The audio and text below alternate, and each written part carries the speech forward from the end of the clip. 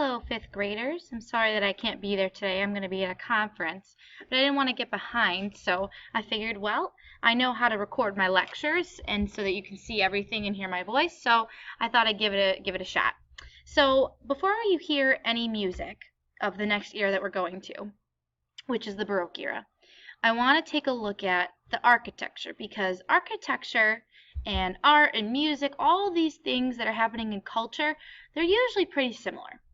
So we're leaving the Renaissance. The Renaissance was from the 1400s until mid-1600s, and now the Baroque era starts in the year 1650 and goes into, or 1600, excuse me, and goes until 1750. On the left, you see a church from the Renaissance. And then on the right is a church from the Baroque era. Just take a few moments and to yourself think about, what do you see that is different between these two styles?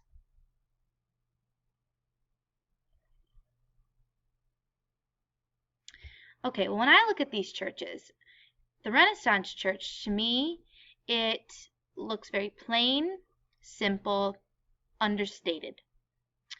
The church on the right in the Baroque era is really ornamented, fancy, gaudy, complicated, complex. All these different words come to mind. And so music from this era, the Baroque period, is also very similar. The Baroque period is obnoxiously ornamented, and that's going to be one of our key terms for this era, ornamented. It is busy. If music history was a person, I'd like to think of the Baroque period as a hormonal teenager, because teenagers, when they're starting to go through lots of changes, they can be all over the place.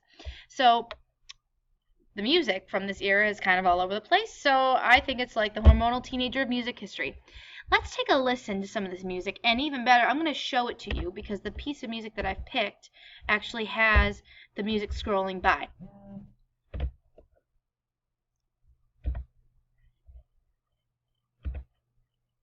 I would love it if it would play, though. Wouldn't that be nice? Well, gee whiz. Here it comes.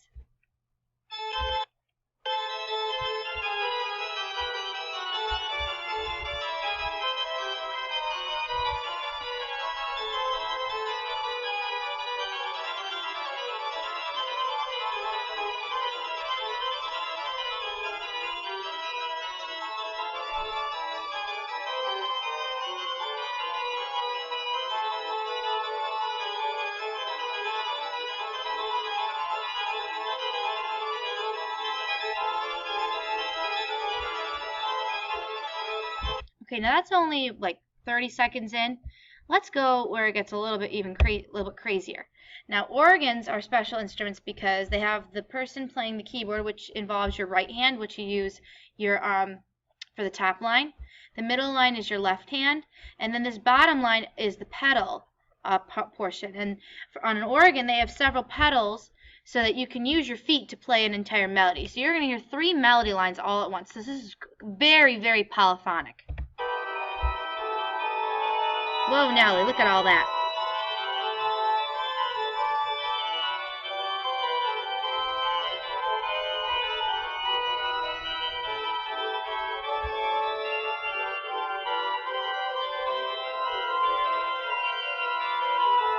So I don't know about you, but that makes my head want to explode a little bit. It's so complicated and so dense, so thick of a texture that it makes my head hurt. But that's the Baroque era. The Baroque era can be very beautiful, though. It's just, this is a great example of how complex it can be.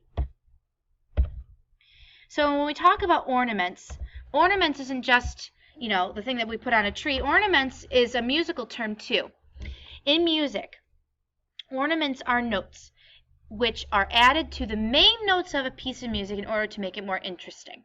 So here are 2 things that can happen. The first one is that the composer writes their melody and then adds special symbols, which I'll show you later on, to tell the performer what kind of ornament to make. So that's one way. The other way we can do ornaments is if there's none written in the score, but the performer has a background in Baroque music and says, oh, well, this would be a great place to sing a trill. or a great place to put a turn, or an appoggiatura. These are all different kinds of musical ornaments. And you're actually going to see and hear them in the video that your substitute's going to show you in a little bit, the Quaver music video. For instance, I could just sing, ah. That would be a note that's untouched, it's just plain. If I want to add a turn to it, I draw like an S, pretty much kind of sideways over the note, and it sounds like this. Ah. Fancy, right? Yeah, I think so. There are three main composers that I want you to walk away from this unit knowing. And each of these three composers has a genre, which is a type of music, a genre that they are known for. The first one is Bach. Bach is known for the fugue. A fugue is a piece of music in which the melody is repeated but introduced at several different points throughout the music. Bach wrote many of these fugues for organs, but fugues can occur in other works like choral works. And I'm going to play you Toccata and Fugue in D minor, not G. It's a song that you've probably heard and you didn't even know it. I want you to think about how it makes you feel, and what about it makes it sound like it comes from the Baroque period. Meaning, how would you know that this piece is from the Baroque if I hadn't already just told you? Here it comes.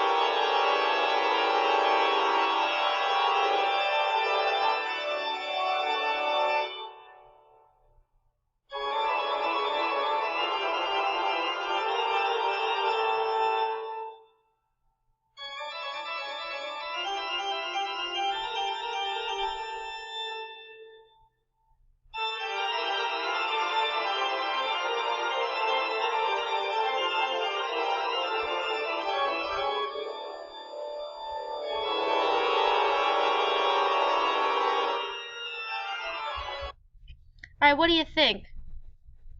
What makes this sound like it's from the Baroque period? Just think about it in your own heads. You don't need to talk about it. Well, if you thought to yourself, that sounded really complicated and really complex, you'd probably be right that it's from the Baroque era, that is a very stylistic thing, that how complex it was. So that's Bach and his fugues. Put those words in your brain, lock them up. The next one is Vivaldi. He's known for the concerto. And a concerto is simply a piece of music written for an orchestra and a solo instrument. And what happens is there's a pattern. The concerto will alternate between the larger group and the soloist. So you're going to start with the orchestra, and then the soloist, and then the orchestra, and then the soloist. And this repeats over and over again until the song is over. One of Vivaldi's most famous concertos is Spring from the Four Seasons, and you have all heard this most likely.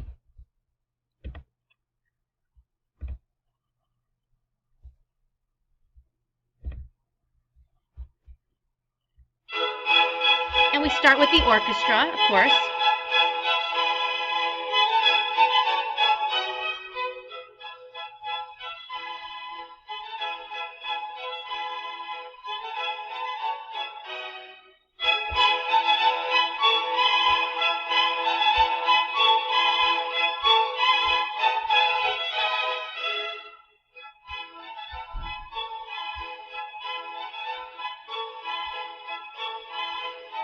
And then we have a soloist.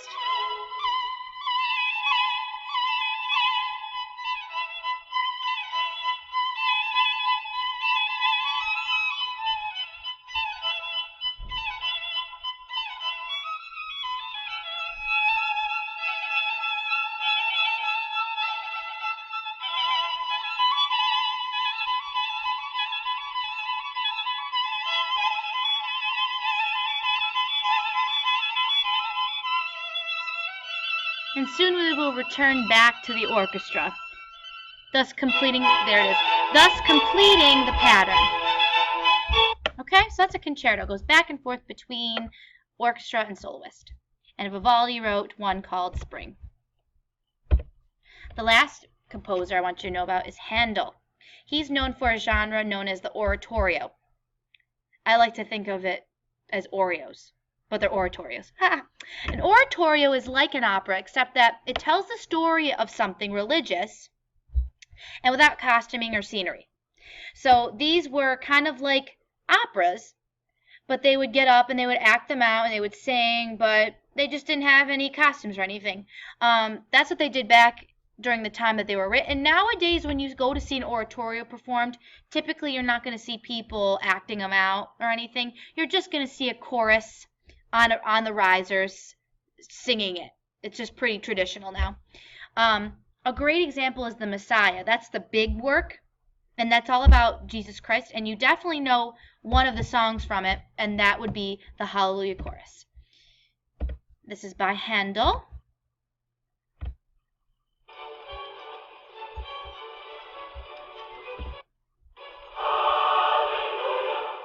Ooh, what happened?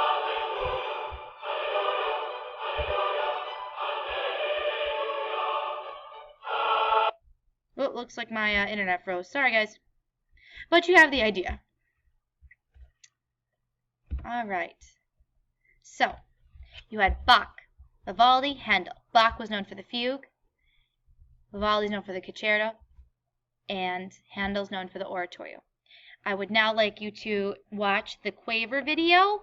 In the Quaver video, you're going to see all that stuff and more. You're going to talk about the ornaments, like the turn, the trill, appoggiatura. You're going to talk about what the orchestra was like back then. It's a really great video. So enjoy it, and I look forward to seeing you and telling you all more about the Baroque era when I see you next week. Bye, guys.